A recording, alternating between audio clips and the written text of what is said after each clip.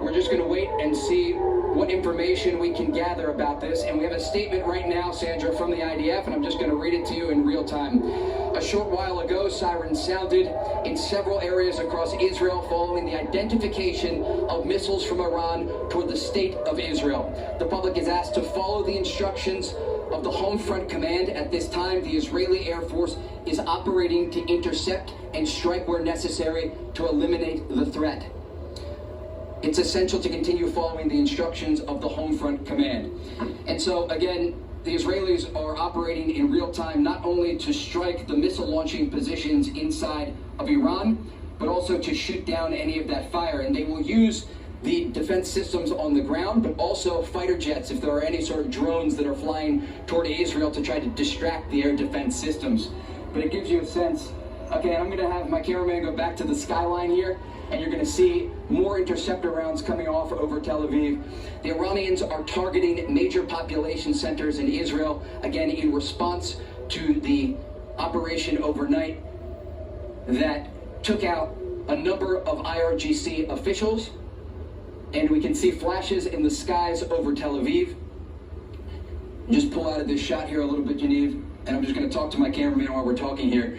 So there are some interceptors. Okay, there are interceptors coming in off the sea, and you're going to see some in the distant skyline. There's a missile, and it is headed down. So some of this I can already see, John and Sandra, is not being intercepted. We just saw one of the missiles.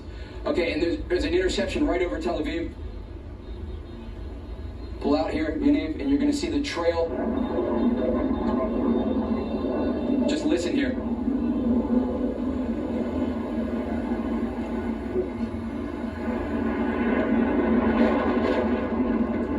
Okay, this is some short-range systems. Stay here, Yaniv. Pull out a little bit. Okay, there's just a massive amount of fire coming to Tel Aviv right now.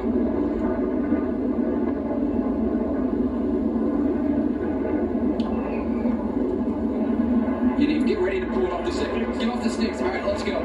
Time to go. Okay. Guys, come on, everyone move. Everyone move now.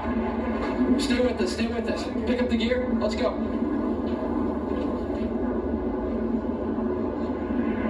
All right, so there you can see this has happened again. We've seen this before, but this is a barrage of missiles, the likes of which we maybe did not see the last time. And the other unknown, Sandra, is as Iron Dome and David Sling and the Arrow system and the Terminal High Altitude Air Defense systems are all going off at the same time, it seems here. The last time this happened, there was a coordinated defense between Israel, the United States, and other countries, including Jordan, to intercept these with aircraft as well. Trey, I mean, it's unbelievable to see what we're seeing going on in the skies above Tel Aviv right now. Yeah, John, Sandra, you saw those live images. Israel is under a massive ballistic missile barrage. I have reported here for nearly 7 years and never seen such an attack against an Israeli city. The amount of air defense that you saw going off there it's unprecedented. It appears that they are targeting some of the centrally located positions in Tel Aviv. Remember, Israel's Ministry of Defense, the Kiryat, their version of the Pentagon, is located just a couple miles from here. The fact that they had to start using those short-range missile defense systems indicates that this is a direct attack on Israel's second largest city. We don't know what's happening in other areas, and we have to wait and gather more information to get a full understanding of what was targeted. But from what we could see and what you saw in those live images, massive explosions rocking the skyline. You could hear the explosions, flashes of light in Tel Aviv. That's when we made the decision to get a little bit more cover because this is an unprecedented moment for Israel. Again, the Iranians right now are responding to the ongoing waves of strikes that are taking place, targeting not only their nuclear facilities, but also top IRGC officials, including the leader of the IRGC, Hussein Salami. And we can expect more Israeli strikes in response to this. Just given how intense the fire, almost certainly American defense systems were involved in this. We do not know if anything has been hit, but in the distance we could see some of those ballistic missiles slipping past air defense and slamming into the ground. It's unclear at this point what they were able to hit. So Trey, Per a military official directly to Fox News, just want to reiterate to our audience, dozens of Iranian ballistic missiles are en route to Israel. The people of Israel have been instructed to remain in bomb shelters until further notice. Based on the activity we just saw there, Trey, one might think there's more coming. Yeah, absolutely. This is a country that is prepared for the possibility of days of missile attacks coming from the Iranian regime. Even last night when Israel's Prime Minister Benjamin Netanyahu spoke, he talked about the fact that Israelis would have to stay in shelters much longer than they had to during previous rounds. And I just want to check my phone here as we're talking. As you noted, dozens of Iranian ballistic missiles being fired and reports of an impact in Tel Aviv.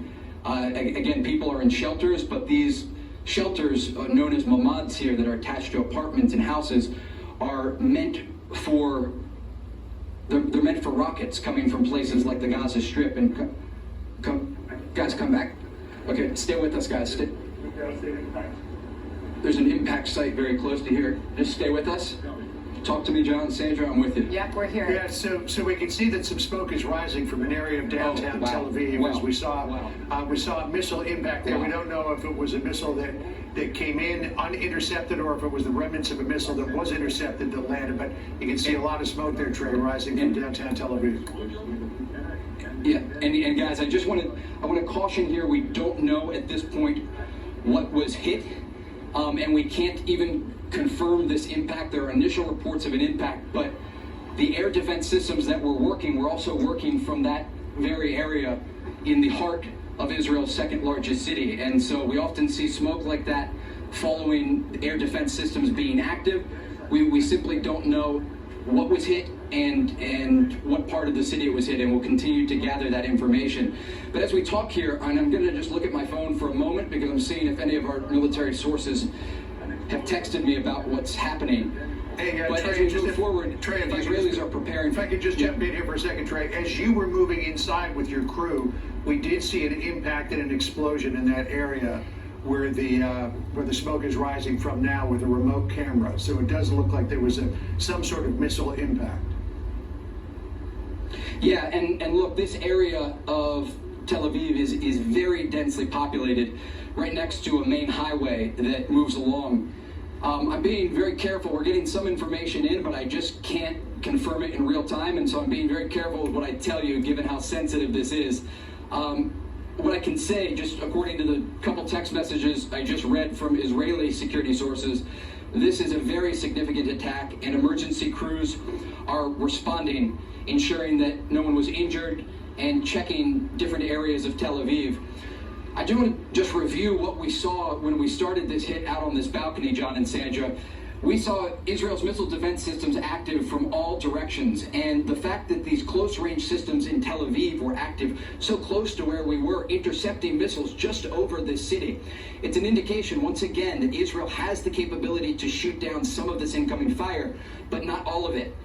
And that is part of the concern as this story develops and as the Israelis continue to strike Iran. They can hit many of these launching positions, but the Iranians have thousands of ballistic missiles that they could use against Israel. And as we heard in that statement that we got from an Iranian official coming from Iran's supreme leader, they are preparing for war with Israel. And Israeli officials are not yet calling it a war, but what we are looking at is days of conflict ahead. The city is very quiet right now because people are still in bomb shelters. This is a country that has experienced these types of missile attacks before. And when we look back to the October 2024 missile attack that was conducted by the Iranians, there were around 300 ballistic missiles that were fired at this country. And initially, some of the officials that we talked to, and it's why I'm being very careful with what I'm saying here, they told us that many of them were intercepted. It was very successful. The reality was videos started to come out showing that Israeli bases took significant damage because these missiles are traveling so fast and there's only a limited amount of air defense capability on the ground here. And remember, that was a missile attack that was in response to the killing of the leader of Hezbollah, Hassan Nasrallah, and Hamas leadership, including Ismail Haniyeh, in the Iranian capital of Tehran. What we saw overnight, it's hard to even put into words how much more significant it is. What we're looking at right now is the big conflict that everyone discussed for decades, a possibility between Israel and Iran. Overnight, the Israelis took out the entirety of Iran's IRGC Air Force leadership. Again, as we can report from sources that we've talked to in the Israeli security establishment, that was a surprise attack. They got these officials to a meeting point in Iran and kept them there before killing all of them. They killed the head of the IRGC. They killed Iran's top nuclear scientist. They have damaged both the Natanz facility and other enrichment facilities in Iran. They have targeted missile production sites. They have targeted launching positions. And the Israelis are continuing to strike Iran as we speak. And so it places what is happening right now in such a larger frame. The one thing that we should note here, and this is very important when we look at the context of the current ballistic missile attack that just took place against Israel and the ongoing conflict between officials here that are now conducting an ongoing operation against Iran and the Iranians, is that Iran no longer has the strength of its proxies, like Hezbollah in southern Lebanon and the Houthis in Yemen. Now, the Houthis have still been able to maintain a ballistic missile capability. Earlier today, they fired a ballistic missile at Israel, and it actually landed outside the West Bank city of Hebron. But they are able to fire in very small moments. They're not able to launch large barrages. Hezbollah was long considered the biggest threat to Israel in a possible conflict with Iran, but as we know, the Israelis methodically took out the leadership of Hezbollah, from Hassan Nasrallah to members of the Radwan forces. We were with Israeli forces on the ground in southern Lebanon as they cleared out the villages and the rocket launching positions along the border, and they've gone off after the precision missile components and sites in Lebanon, in the capital of Beirut. And so Israel's main focus right now is defending not about attacks from places like Gaza or Lebanon or Yemen, but directly from Iranian territory. And we know that they have the ability to strike major population centers.